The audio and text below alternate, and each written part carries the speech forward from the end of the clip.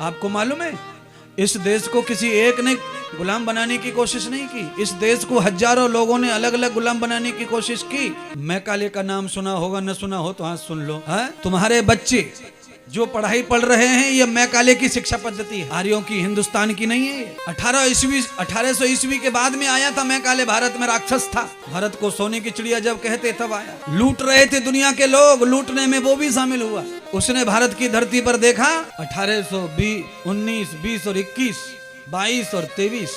अब कल्पना कर लो, इतने 100 वर्ष हो गए उसको। उसने भारत में आकर ये देखा कि भारत के पुरुष बिना लंगोट के पूरी जवानी भर नंगे घूम सकते हैं और स्त्री का इनको कोई आकर्षण नहीं है।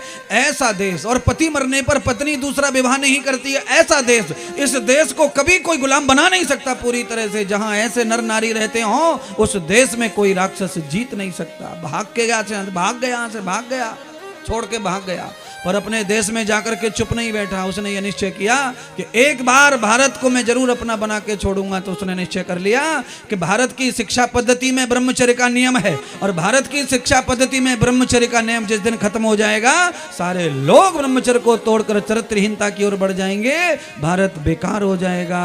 आज मैकाले की शिक्षा पद्धति ने सारा खेल खराब कर दिया है महाराज। हाँ, कॉलेज शिक्षा चरित्र की नाम पर कलंक बन गई है। ये सारी पढ़ाई मैकाले की है। आग लगाई, जहर घोल गया, 500-600 वर्षों में जहर काम कर गया। अब तुम्हारे पास में अगले 20 साल के बाद कुछ नहीं बचेगा, ये लिख लो। तुम सब ठन ठन गोपाल हो जाएंगे। बूढ़ा आदमी अलग पड़ा रहेगा, 20 साल के बाद बच्चा देखेगा नहीं, बहू देखेगा नहीं, मिलने भी नहीं आएंगे। कहाँ है माँ बाप? सारी दुनिया बिखर जाएगी तुम्हारी।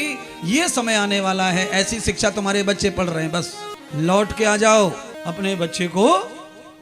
अगर तुम राम को मानते हो तो राम की शिक्षा पद्धति को देखो, उन्होंने क्या पढ़ा और कैसे पढ़ा।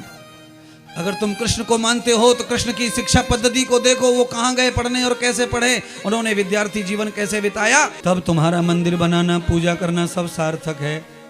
केवल मूर्ति को फूल चढ़ाकर, पेड़े खिलाकर तुम्हारा जीवन कभी सार्थक होने वाला नहीं है। चलो, चरित्र भी चाहिए।